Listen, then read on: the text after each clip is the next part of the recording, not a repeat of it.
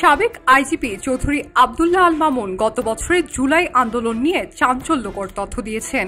আন্তর্জাতিক অপরাধ ট্রাইব্যুনালের এক মামলায় গত ২৪ মার্চ ঢাকার মুখ্য মহানগর হাকিম আদালতে জবানবন্দি দেন তৎকালীন এই পুলিশ মহাপরিদর্শক। ৫ পৃষ্ঠার ওই জবানবন্দির এক জায়গায় চৌধুরী আব্দুল্লাহ আল মামুন বলেছেন, সাবেক ডিবি প্রধান হারুনুর রশিদের সঙ্গে স্বরাষ্ট্রমন্ত্রী আসাদুজ্জামান খান কামালের গভীর সম্পর্ক ছিল। আসাদুজ্জামান খান কামাল হারুনকে জিন নামে ডাকতেন। তিনি হারুনকে খুবই কর্মতৎপর ও সরকারি সিদ্ধান্ত বাস্তবায়নে রাজনৈতিকভাবে খুবই কার্যকর মনে করতেন। ২৯ জুলাই আদালত সূত্রে এসব তথ্য জানা গেছে।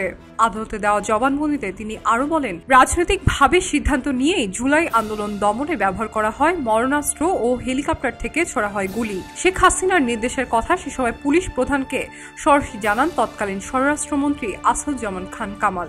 আন্দোলন দমনের পরিকল্পনা হতো প্রতি রাতের বৈঠকে। LME সার্টিফাইড বিশ্বসেরা কপারে তৈরি ওয়ালটন কেবলস, যা আপনার স্থাপনাকে রাখবে সব সময় নিরাপদ।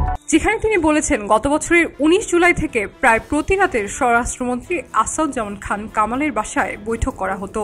বৈঠকে দুইজন সচিব, এসপি প্রধান মনিরুল, ডিবির হারুন, র্যাবের মহাপরিচালক আনসারের ডিজি, NTMCর জিয়াউল আহসান সহ অনেকে উপস্থিত থাকতেন। মূলত এই বৈঠকেই সব পরিকল্পনা করা হতো। আদালতে দেওয়া জবানবন্দিতে সাবেক এই আইজিপি আরও বলেন, কোর কমিটির এক বৈঠকে ৬ সমন্বয়কের আটকের সিদ্ধান্ত নেওয়া হয়, যেখানে পরিকল্পনা করা হয় ভয়ভীতি ও মানসিক নির্যাতন করে কর্মসূচি প্রত্যাহারে গণমাধ্যমে বিবৃতি দেওয়ার ব্যবস্থা করা হবে। আন্দোলন দমনে হেলিকপ্টার থেকে গুলির বিষয় জবানবন্দিতে স্পষ্ট করেছেন মামুন।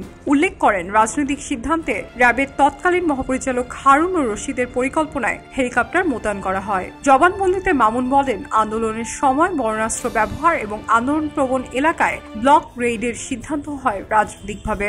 স্বরাষ্ট্রমন্ত্রী নিজেই তাকে লেথাল উইপেন ব্যবহারে প্রধানমন্ত্রীর নির্দেশনার কথা জানিয়েছেন। মরণাস্ত্র ব্যবহারে অতি উৎসাহী ছিলেন সাবেক ডিএমপি কমিশনার হাবিবুর রহমান, সাবেক ডিবি প্রধান হারুনুর রশিদ এবং সাবেক মন্ত্রী ওবায়দুল কাদের সহ অনেকেই। জবানবন্দির শেষাংশে গুলি করে হত্যা, আহতের ঘটনায় সে সময় পুলিশ প্রধান হিসেবে অনুতপ্ত হয়ে ক্ষমা চান চৌধুরী আব্দুল্লাহ আল মামুন। যদিও ৫ পৃষ্ঠার জবানবন্দিতে শুধু মিটিংয়ে অংশ নেওয়া ছাড়া নিজের সম্পৃক্ততার বিষয়ে কিছুই বলেননি তিনি। সম্প্রতি আসামি থেকে রাজসাক্ষী হয়েছেন সাবেক এই পুলিশ প্রধান। সম্পূর্ণ সত্য প্রকাশের শর্তে রাজসাক্ষীর আবেদন মঞ্জুর করেছেন আন্তর্জাতিক অপরাধ ট্রাইব্যুনাল। খবরের কাগজ, নিখাত, নির্ভীক, নিরপেক্ষ।